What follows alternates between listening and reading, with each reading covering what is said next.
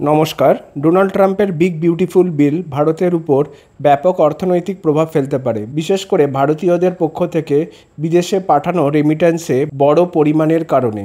এই বিলটি একটি 5% কর আরোপের প্রস্তাব দিয়েছে, যা আমেরিকা থেকে বিদেশি কর্মীরা তাদের দেশে পাঠানো অর্থের উপর লাগাবে।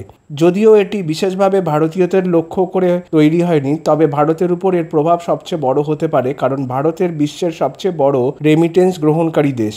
আমেরিকা এই রেমিটেন্সের একটি বড় অংশ প্রদান করে, যেখানে প্রতি বছর প্রায় $30 বিলিয়ন ভারতে আসে। এই নীতি ভারতের জন্য অর্থনৈতিকভাবে ক্ষতিকর হতে পারে। ভারতীয়রা যারা আমেরিকায় কাজ করেন তাদের জন্য এটি একটি বোঝা হতে পারে, কারণ তারা যে অর্থ ভারত পাঠায় তার উপর 5% কর দিতে হবে। যদিও একক লেনদেনে এই করটি ছোট মনে হতে পারে, তবে মোট রেমিটেন্সের পরিমাণের দৃষ্টিকোণ থেকে এর প্রভাব অনেক বড়।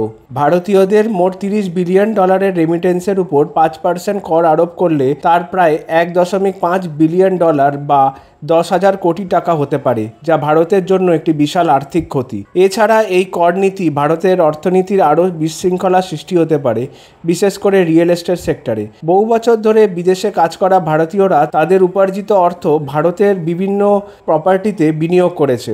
এই বিদেশি অর্থ প্রবাহ ভারতীয় রিয়েল এস্টেট বাজারে মূল্যবৃদ্ধির একটি বড় কারণ। তবে রেমিটেন্স কর আরোপের কারণে ভারতীয়রা হয়তো তাদের বিনিয়োগের কৌশল পরিবর্তন করবে, যা বিনিয়োগের ধরনের পরিবর্তন আনতে পারে। কিছু মানুষ হয়তো কর আরোপ হওয়ার আগে তাড়াতাড়ি তাদের অর্থ ভারতে পাঠাতে চাইবে, যার ফলে রেমিটেন্স প্রবাহে সাময়িকভাবে বৃদ্ধি দেখা যেতে পারে। এই অতিরিক্ত ডলার প্রবাহ ভারতের রিয়েল এস্টেট এবং স্টক মার্কেটের সাময়িকভাবে বাড়তি প্রভাব ফেলতে পারে। তবে একবার করটি কার্যকর হলে মোট রেমিটেন্স প্রবাহ ধীরে ধীরে কমতে পারে, বিশেষ করে যদি কর্মীরা তাদের অর্থ পাঠানোর জন্য বিকল্প দেশগুলোতে যেতে শুরু করে, যেখানে এমন কোনো রেমিটেন্স কর নেই।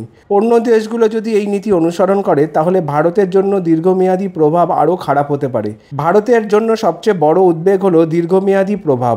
বর্তমানে এই কর 5% হিসাবে নির্ধারিত হলেও ভবিষ্যতে এটি বৃদ্ধি হতে পারে, যেহেতু সাধারণত করগুলি একবার আরোপ হলে তা বৃদ্ধি পায়। যদি এই কর 10% বা 15%-এ পৌঁছয়, তাহলে ভারতের অর্থনীতির উপর তার প্রভাব অনেক গভীর হতে পারে।